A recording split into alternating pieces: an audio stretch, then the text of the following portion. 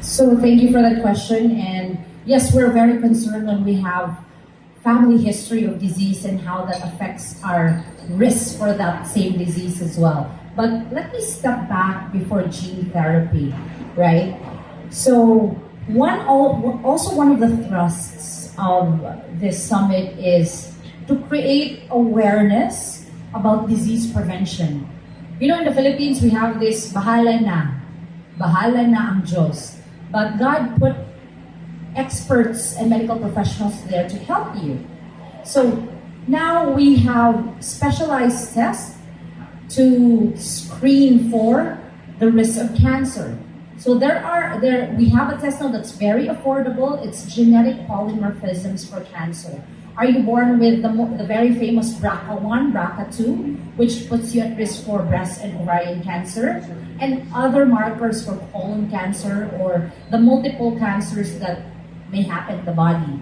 There are tests now if you have risk for cardiovascular disease, dementia and Alzheimer's disease, sudden cardiac death, and aneurysm. So we say there are three horsemen of disease, of death actually. Heart attack, right? Stroke and cancer.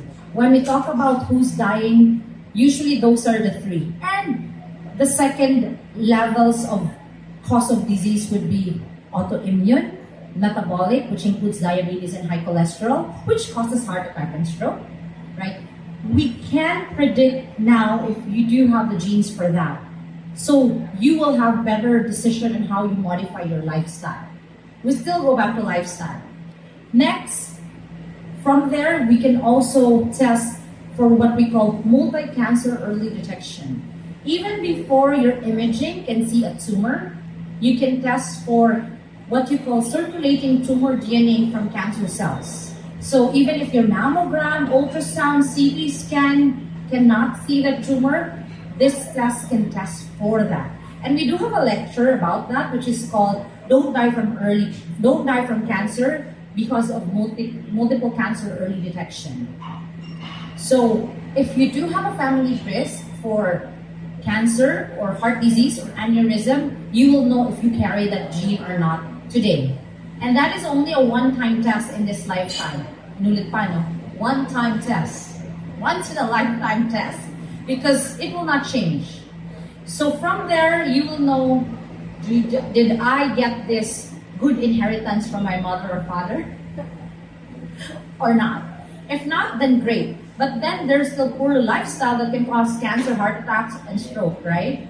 So it is still, I always tell my patients, you're doing most of the work, not me. Because whatever I recommend to you in tests, lifestyle, pharmaceuticals, and supplements, you're still exiting the clinic and it's your decision what you're gonna do next. In Cebuano, we say, sorry, because I'm Cebuana, imo na nang duwa, that's your game to play, right?